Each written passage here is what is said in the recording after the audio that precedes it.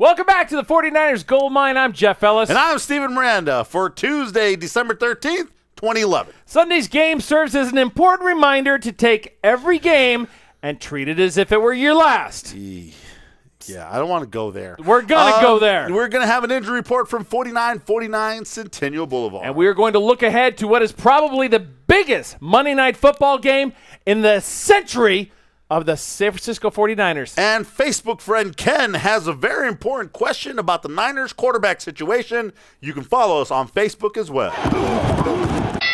Do you think Ken was serious? I think Ken is a little serious with this question. Well, we'll find out. I'm very curious. So Sunday's game, as I said, serves as a very important reminder to treat each game as if it were your last. Because if you don't, you lose. And you may lose. Here's what I found out about doing these shows, Jeffrey. It's a lot harder to do after a loss. Way more fun after a win. Yes, it is. Way. But the Arizona Cardinals dropped the San Francisco 49ers 21-19, even after the Niners had a 19-7 lead in the third quarter. But literally, the 49ers got to do something about that red zone offense, Jeffrey. You can't settle early in the game for field goal after field goal after field goal. No matter how good Joe Nedney is, he cannot be the... It's David Akers now. David Akers. Sorry. Yeah. No matter how good David Akers is, he cannot be your entire offense. You can't go, here it is, here's a kicker, here's it. He's really good. And David Akers has been really good. He's Absolutely. really good. Well, you still need more. You need touchdowns. Alex?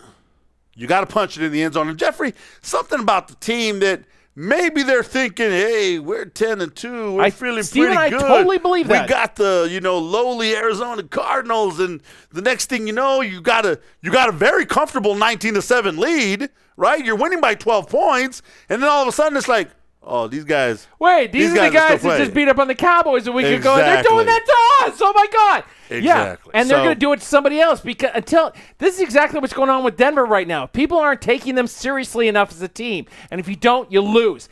The Arizona Cardinals are battling back into this. They've won 5 games in a row. 4 in a row should have been enough to get them on your radar. Yeah. But they didn't. All right, let's take a look at injuries. Frank Gore. Not a lot of them, but they're really critical. They're key. And Frank Gore, Jeff, he continues to be banged up. He continues to play. He had a great run against the Cardinals for one of those touchdowns.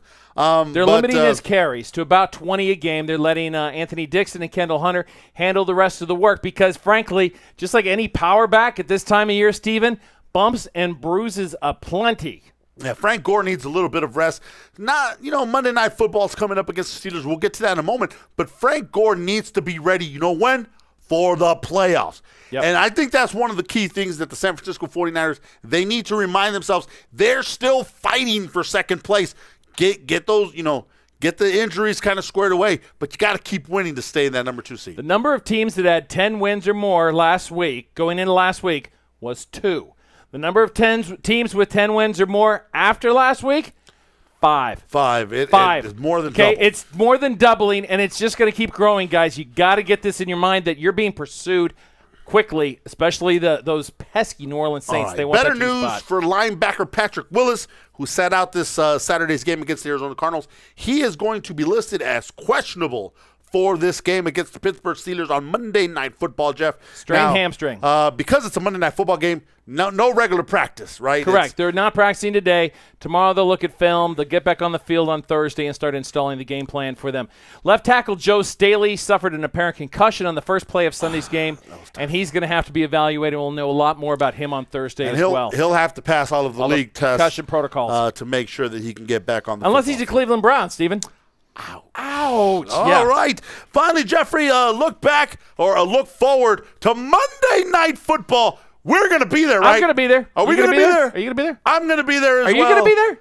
You better be. 49ers taking on the Pittsburgh Steelers. 10-3. The Pittsburgh Steelers are going to come in knowing this one thing.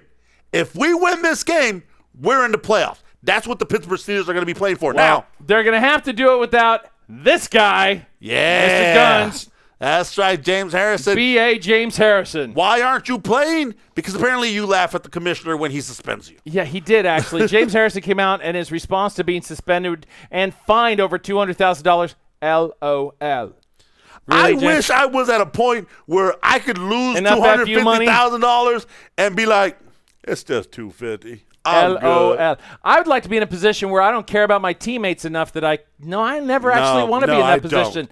I want to respect my teammates and have them like me. Anyway, so it's going to be a tough game for the San Francisco 49ers, but I think with a banged-up Ben Roethlisberger. He's going to be hobbling. And especially if we get Patrick Willis back, they will get a chance to knock down. Okay, now Ken from Nebraska, he wants to know, how good would the San Francisco 49ers be with this guy, Tim Tebow, at quarterback?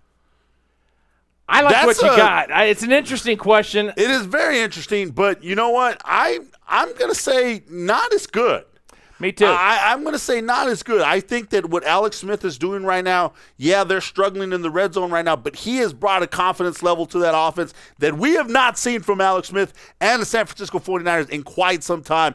I wouldn't mess with success. I would point people to the number of wins that the 49ers have and the number of times they've gotten to the red zone. Yeah. Because Tebow doesn't get you there very often. Only in the fourth quarter with 5 minutes left to him.